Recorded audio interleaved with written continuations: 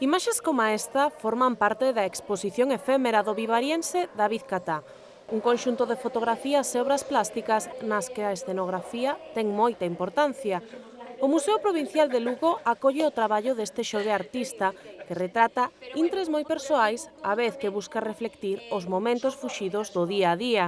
Parto da memoria persoal para expresar sentimentos moi comuns a toda a xente, como é os recordos, o olvido, o paso do tempo, o efímero da vida. Unha idea que se reflicte nunha das series que presenta en Lugo, Cinzas, creada cando estaba a piques de voltar dun período en Berlín. A través das cinzas resultantes do carbón que usaba para quentar a casa, deu lugar e nome a fotografías como estas. Cando decidín voltar a Galicia, esas cinzas representaban moi ben o significado da volta, era o consumo do tempo, o fin dunha etapa, dunha estancia en Berlín, para alguna forma volver ás miñas orixes e resurxir desas cinzas como ave fénix. Esta exposición representa a madurez creativa de David Catá e ese tamén é o resultado da súa última serie, formada por 4 fotografías nas que representa unha nova forma de ver a vida.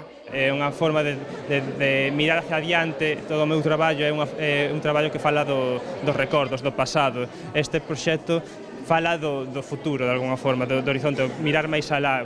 A Deputación de Lugo, xunto coa Rede Museística Provincial, mostra unha vez máis o apoio a un xove nacido na provincia e que trata de despuntar como artista. O noso deber e desde a Deputación é poñerlle todos os medios posibles aos estes xóvenes artistas que están intentando destacar neste mundillo, a posibilidade de expoñer aquí no Museo Provincial para que podan ter un reconhecimento, xa digo a nivel provincial, porque a nivel nacional, incluso a nivel estranxeiro xa o teñen.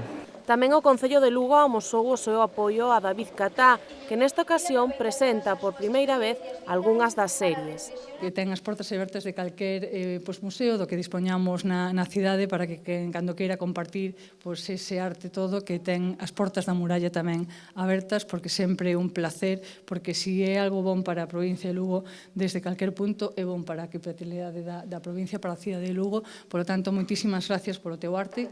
Quen desexe deixarse levar polo traballo deste vivariense xa se poda chegar á sala de exposicións do Museo Provincial até o 31 de xaneiro, en horario de mañá e tarde. Unha boa forma de deixarse levar e reflexionar.